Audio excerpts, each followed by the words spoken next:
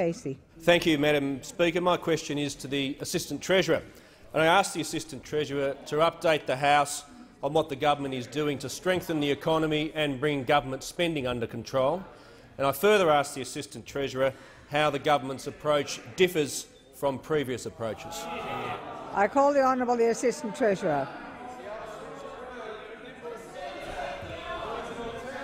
Thank you, Madam Speaker, and I thank the member for Casey for his question and his strong contribution to matters economic in this place, and he is one of a small band of optimistic Carlton supporters in this place too.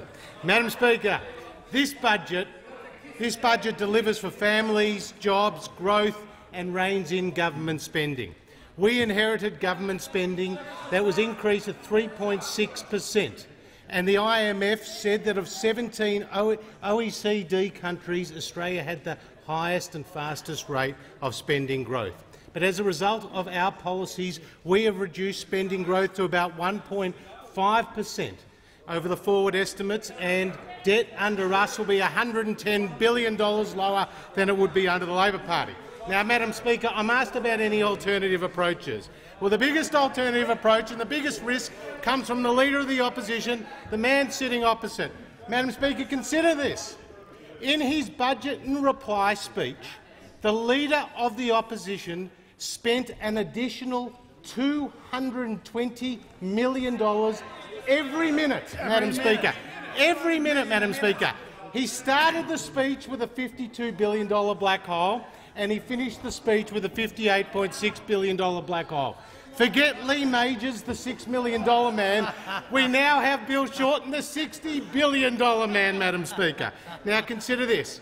In Labor's year of big ideas, all the Leader of the Opposition can come up is with higher taxes, whether it's a reheated carbon tax or whether it's a slug on people's super. More than 400,000 Australian savings will be hit.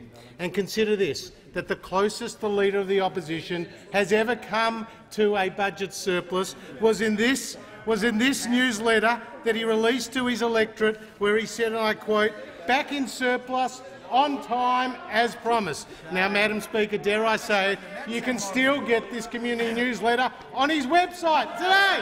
It's still there, Madam Speaker. Now, it's still there. Now, Madam Speaker, we know the Leader of the Opposition can be quite profound. We know he can be quite profound.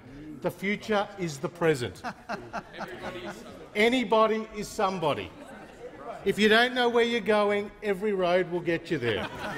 But dare I say it, he's matched it in a press conference during Budget Week.